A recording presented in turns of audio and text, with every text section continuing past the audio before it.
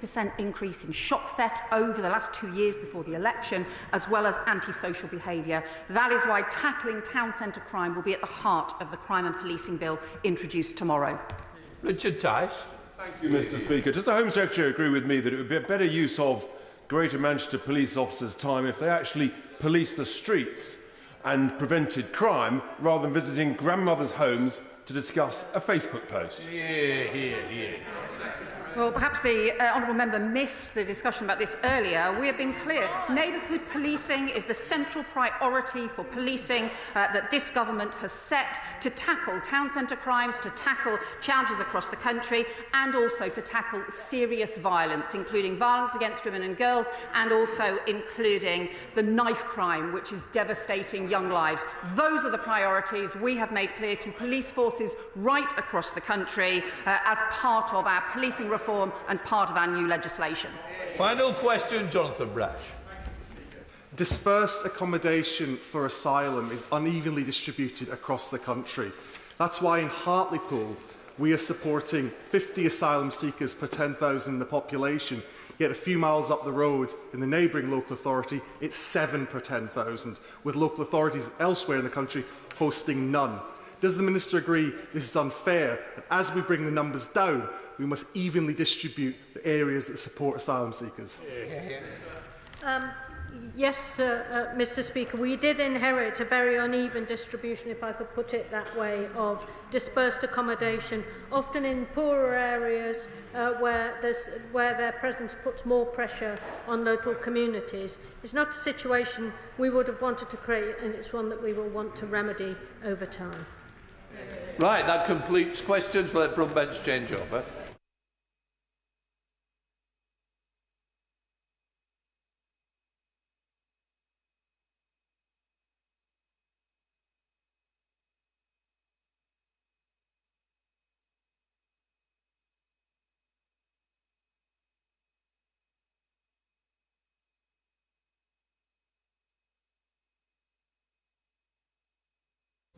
Right, we now come to the urgent question. Greg Smith. Thank you, Mr. Speaker. To ask the Secretary of State for Business and Trade if he will make a statement on the Plant Oxford site. Minister. Thank you, Mr. Speaker. This government is determined to see a strong, thriving UK automotive industry. We recognise the vital role the British motor industry plays within our manufacturing landscape, employing over 150,000 people, with tens of thousands more working in the wider supply chain. It's why we're ploughing £2 billion into the sector's green transition and £300 million encouraging the uptake of new, clean, green electric vehicles, a big incentive for the global automotive sector to invest in the UK.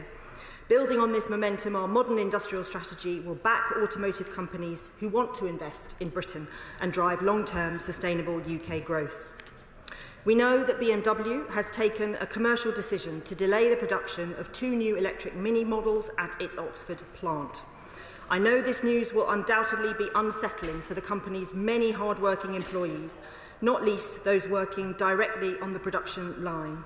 But I must stress that BMW remains committed to its investment in the UK, and it is by no means unusual for a manufacturer to adjust their product lineup or production start dates for commercial reasons. We are proud that BMW considers Oxford the heart of Mini production, and as a government we're throwing our weight behind its investments. We want big automotive brands from Britain and around the world to lie at the heart of our growth mission and our plan for change, creating well-paid jobs and putting more money into people's pockets.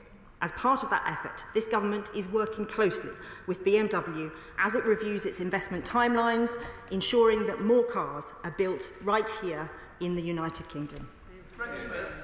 Thank you, Mr. Speaker. I draw attention to my entry in the Register of Interests. Now, I expected the Secretary of State to hide from talk of CVs. It seems that also applies to EVs, because this weekend we saw the disastrous consequences of Labour's rigid approach to net zero, BMW hitting the brakes on a £600 million investment into Plant Oxford.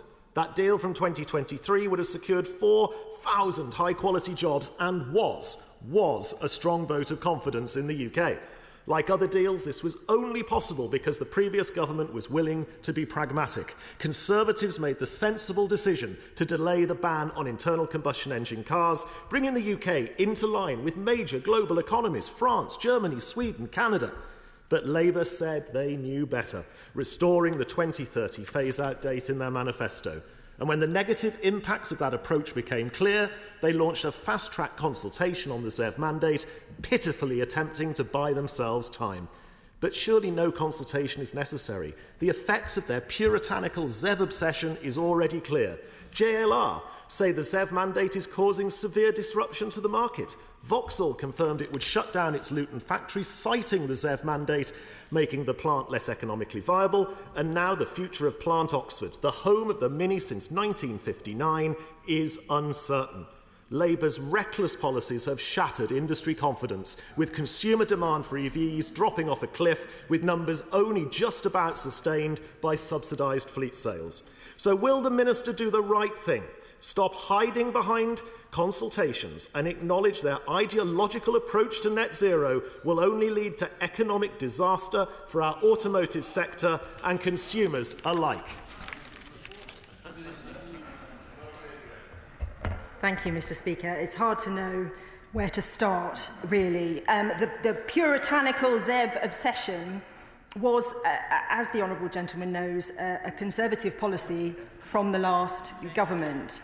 The only changes that were made to that policy under the last Prime Minister was to dampen demand by changing the deadline, but hampering manufacturers by not changing any of the flexibilities or pragmatism in how the policy operated. It was the worst of both worlds. Labour, by contrast, and this government, by contrast, is acting with pragmatism.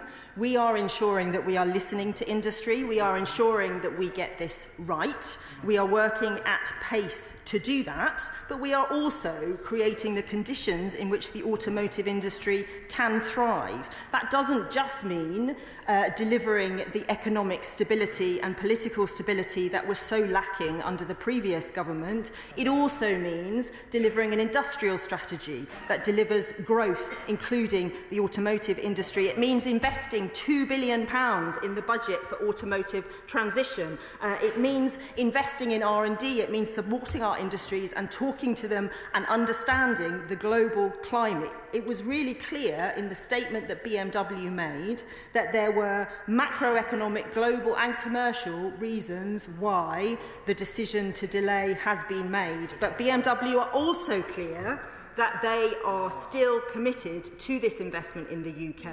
I have talked to my friend, the Right Honourable Member for Oxford East, who is liaising closely with workers and unions there, as you would expect, and we will continue to work in the right. We will continue to work to make sure we have the right economic and political climate to make sure these industries can grow. Sonia Cooper. Thank you, Mr. Speaker. Can the Minister update the House on the progress on the industrial strategy and the automotive industry in particular, and how the paper will support our places like supply chains like Dudley and across the West Midlands? Minister. I thank my honourable friend for that question. The industrial strategy we are working at pace on delivering that in the spring. There are 150,000 good jobs in the automotive industry, and we want to see those jobs grow. We have identified 8 growth sectors that the industrial strategy will turbocharge, and advanced manufacturing is one of those, which of course includes the auto industry. We have the £2 billion investment that was committed at the last budget to underpin that. Also in the industrial strategy, we are working at what are any barriers to growth that we can identify that we can make sure the sector grows over the years to come. The industrial strategy will be that 5-10 year, give the stability that we need over the long term, but also look at the policy levers that are in our control to make sure businesses continue to want to invest in the UK. And indeed, PwC have just ranked the UK as the second best place in the world to invest, so I think the future is positive. Liberal Democrat spokesperson, Clive Jones. Thank you very much, Mr. Speaker. This is yet another failure of the government's main aim to get Britain growing again. Zero-emission vehicles are too expensive and appear too hard to manufacture in the UK. forcing us into an unfortunate reality where we are reliant on Elon Musk for our supply of EVs.